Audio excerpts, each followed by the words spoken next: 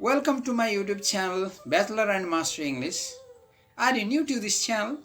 If so, please subscribe it. Today we are talking about deconstruction.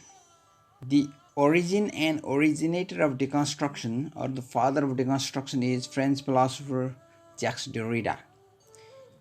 Deconstruction is one of the most radical post-structuralist movements. It is a theory in linguistics, philosophy, and literary theory. Basically, it's a practice of reading developed by French philosopher Jacques Derrida. No philosopher has recently had as great an influence on critical theory as Derrida. Some theorists criticize him as Dada Derridaism. His contribution, his influence in critical theory can be sometimes called as Dada Derridaism, and Dadaism is also influenced by Derrida here. This means he has great position and dominant position. Let's say he has dominant position in critical theory. The concept of deconstruction is principally associated with him. It was Derrida's essay, Structure, Sign and Play in the Discourse of Human Sciences, presented at Yale University in 1966. That really began the critique of structuralism, with which all notions of center, origin, closure, and totality are associated. The target of this seminal essay, Structure, Sign and Play in the Discourse of Human Sciences, is explicitly the anthropological structuralism of Claude Lévi-Strauss. It also attacks a deep philosophical problem underlying in the history of Western metaphysics. Nor was his treatment of Lévi-Strauss an attack. Derrida's concern was the problem of language and its differential nature as the source of meaning.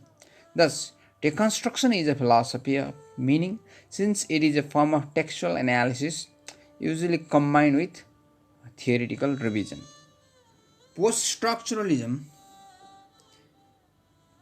was a broad movement, was an umbrella term under which deconstruction flourished. So, some people say post-structuralism and deconstruction are same. But let's try to find the associations of deconstruction and post-structuralism. Post-structuralism and deconstruction are virtually synonymous. Deconstruction arises out of the structuralism of Roland Barthes as a reaction against the certainties of structuralism. Like structuralism, deconstruction identifies textual features, but unlike structuralism, concentrates on the rhetorical rather than the grammatical. Deconstruction accepts the analogy of text to syntax as presented by Ferdinand de Saussure and adapted by structuralists. But whereas structuralism finds order and meaning in the text, as in the sentence, deconstruction finds disorder and a constant tendency of the language to refute its apparent sense. Hence, the name of the approach, texts are found to deconstruct themselves rather than to provide a stable, identifiable meaning. Deconstruction is a form of textual analysis, usually combined with theoretical revision. Its aim is to unmask and overcome a hidden or that is conceptual or theoretical privilege. Key concepts used in texts of various kinds, including philosophical, literary, legal, theoretical, etc., suppress any opposite concept which in fact they presuppose. To give some examples, each of the concepts of reason, the transcendent, the male, the sacred, is linked to and presupposes an opposite that is marginalized, excluded, suppressed, and hidden. Respectively, passion, the empirical, the female, and the profane. And yet the privilege concept could not even make sense without presupposing its opposite. One important stage or aspect of deconstruction consists in undermining the primacy of a concept by showing that priority genuinely rests with the suppressed concept, since it is presupposed by the privileged one. By this reversal, primacy is then assigned to the formerly suppressed concept, or privilege is replaced by equally the confining claims to privileged status are resolved by a new concept which can incorporate the two foremost opposition, somewhat in the manner of the Hegelian synthesis. Deconstruction views text as subversively undermining an apparent or surface meaning, and it denies any final explication or statement of meaning. It questions the presence of any objective structure or content in a text. Instead of alarm or dismay at these discoveries, the practitioners of deconstruction celebrate the text's self-destruction, that inevitable seed of its own internal contradiction, as a never-ending free play of language. Instead of discovering one ultimate meaning for the text, as formalism seems to promise, deconstruction describes the text as always in a state of change, furnishing only provisional meanings. All texts are thus open-ended constructs, and sign and signification are only arbitrary relationships. Meaning can only point to an indefinite number of other meanings. As a reading technique, deconstruction seeks to take a text apart in order to show how it inevitably works against itself. The words used in the text have, as it were, a hidden agenda which destabilizes the ostensible meaning of the text. Ultimately, the very notion that the text has a definite meaning becomes problematic. This is a key concept in the writings of Jacques Derrida. Among literary theorists practicing this method, many of whom have been associated with Yale and Johns Hopkins universities, uh, are Paul Deman, Geoffrey Hartman, J. Ellis Miller, Harold Bloom, and Stanley Fish. Deconstruction involves taking apart any meaning to reveal contradictory structures hidden within. Neither meaning nor the text that seeks to express has any privilege over the other. And this extends to critical statements about the text.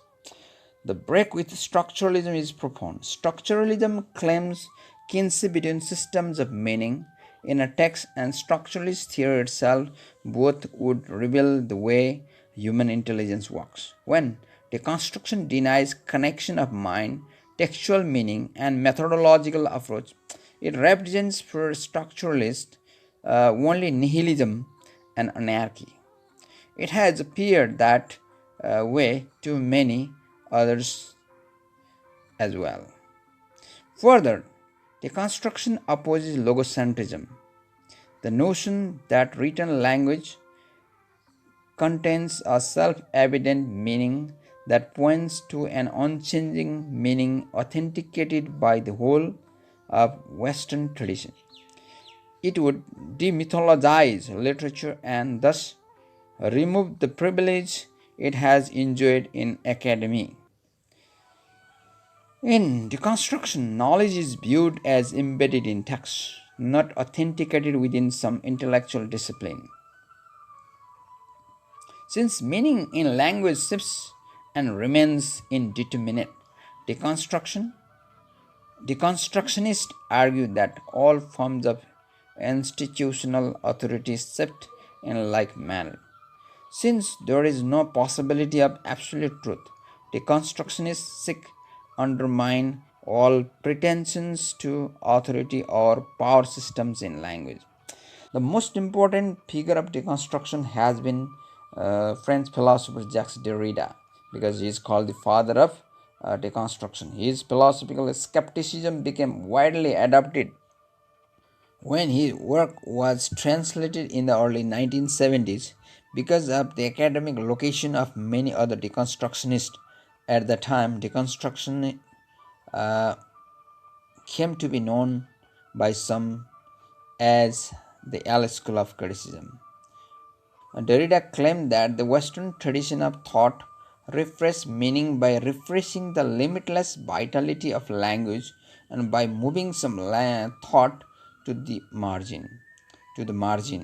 Yet, while Derrida argued to subvert the dominant Western mindset, he also recognized that there is no privileged position outside the instabilities of language from which to attack. Thus, deconstruction deconstructs itself.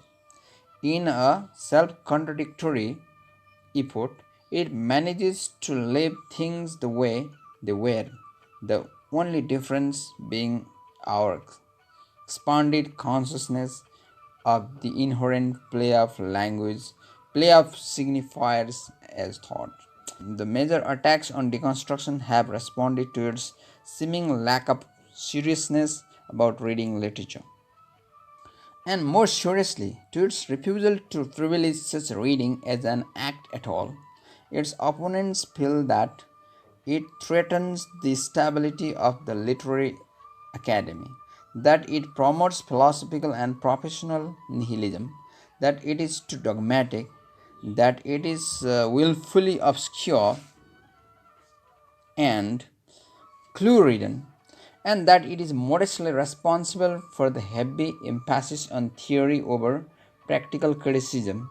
In recent years, various critics of deconstruction have pointed out that deconstructive reading all sound oddly similar, that it does not seem to matter if author say or Wordsworth or Coleridge or William Butler Yeats. Furthermore, deconstructive readings always seem to start out with a set conclusion, lacking any sense of suspense about the outcome of reading. Despite its alleged shortcomings, the value of deconstruction may be as corrective as some of the cautions are absorbed in other interpretive approaches. It has been thought that Derrida's theorizing implies that there can be no determinate explanation of deconstruction. If this should be the case, what has been stated so far must, of course, taken with a grain of salt. On this point, hostile critics seem to agree with sympathetic observers. Someone has written, deconstruction in encyclopedia is paradoxical since various passages in Derrida make it clear that to provide an explanation or definition of this notion proves that it has been properly understood, even if some people have been driven to definitions. It has been observed that Derrida has the problem of saying what he means without meaning what he says. In current casual uses, deconstruction is to analyze, to reimagine, or perhaps merely to unravel the text. Its origin lies partly in the philosopher Martin Heidegger's concepts of dis- destruction and dismantling. Deconstruction denotes a particular kind of practice in reading and thereby a method of criticism and a mode of analytical inquiry. Deconstruction stems from the writings of French philosopher Jacques Derrida, who wrote the major works in the late 1960s and early 1970s, as we have seen in previous slides. People are confused that deconstruction is destruction, or some of them say that it's a process of reconstruction after destruction. But what it is clarified by Barbara Johnson. Thus, deconstruction is not synonymous with destruction. However, it is in fact much close to the original meaning of the word analysis itself, which etymologically means to undo, a virtual synonym for deconstruct.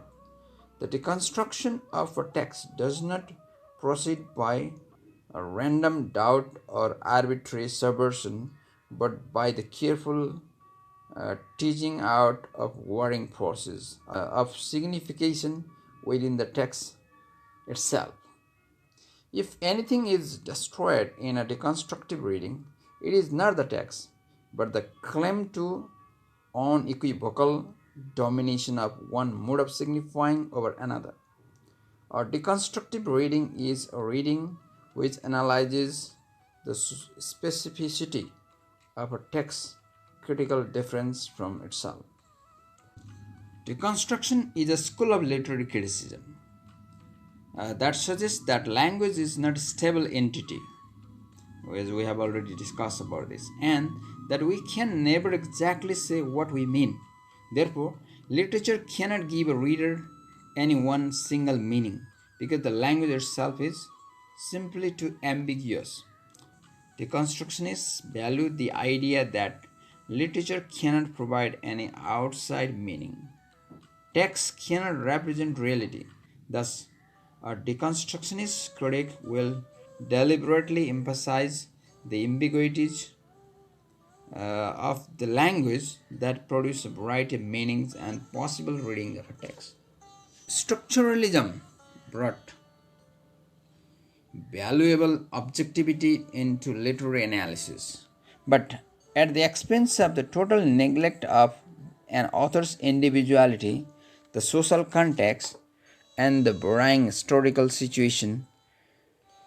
These methods and principles of structuralism came under most severe attack and the approach known as deconstruction. This formally began with Jacques Derrida's structured sign and play in the discourse of human sciences in 1966 at Johns Hopkins University, the USA. This and all writings of Derrida elucidated deconstruction as a theory of linguistics, philosophy, and literary theory.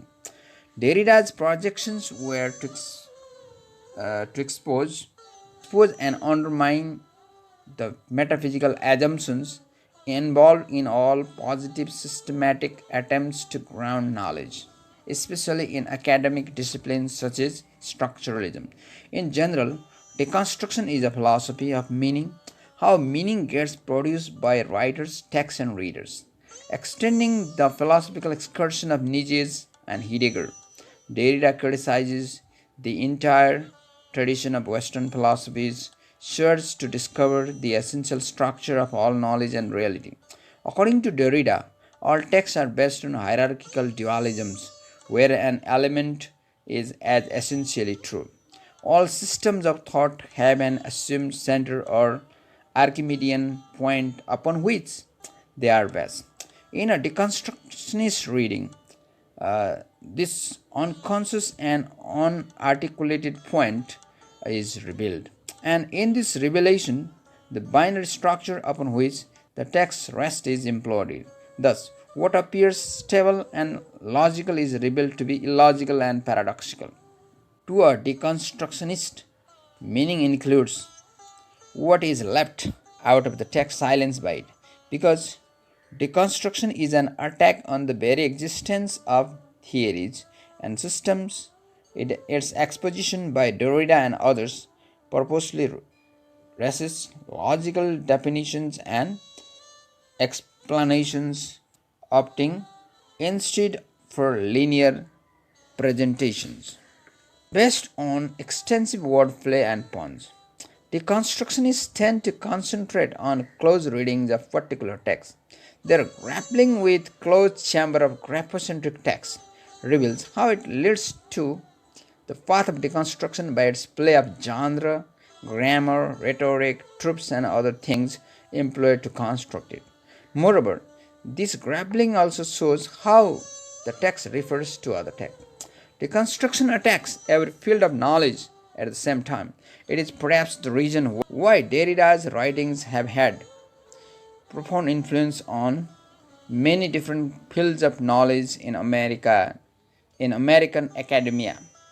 Key Derridian concepts include presence, logocentrism, phonocentrism, supplement, difference, aporia, metaphysics of presence, trace, archwriting, supplement,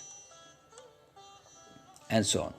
In other, he uses these terms in order to center the discourse and to point the distinctions between truth and falsehood. Logocentrism is center-seeking tendency. This principle involves the privilege of one term over another. For instance, speech is played hierarchically above writing. This particular Boolean hierarchy, or what we call binary, is what Derrida calls phonocentrism. The text of Derridian deconstruction begins by nullifying or reversing the hierarchy, that is, writing speech hierarchy, and then displacing the new hierarchy. This act of reversal has left a certain indeterminacy in the particular discursive field. The term difference is coined to put writing parallel to speech. It describes the process which prevents science from achieving a full presence. Difference pawns on to differ, D-I-F-F-E-R, and to D-E-F-E-R, as opposed to Saussurean principle of difference, D-I-F-F-E-R-E-N-C-E. Signs acquire meaning within a system of differences, and at the same time, meaning is circularity of signifiers, which is generated as soon as we begin to interpret. The supplement describes the unstable relationship that exists between terms like speech and writing. One term both takes place up and supplements and the other. Derrida has had the major influence on literary critics including Paul Newman, J. Ellis Miller, Geoffrey Hartman, and Barbara Johnson. They have applied the insights of Derridian deconstruction in the study of literary text. They grappled with closed chamber of graphocentric text, but found that any determinate meaning is impossible. The concept of misreading prevails in all deconstructionists. Paul Newman explores that critical commentary is allegory since it stands in the place of another discourse which is full of rhetoric. Discussing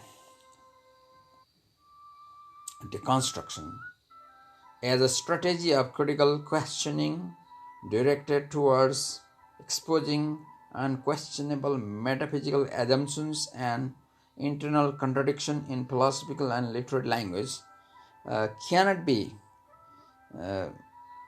concluded in one discussion, one session. So it needs a lot of discussions, and I think we need more discussions ahead.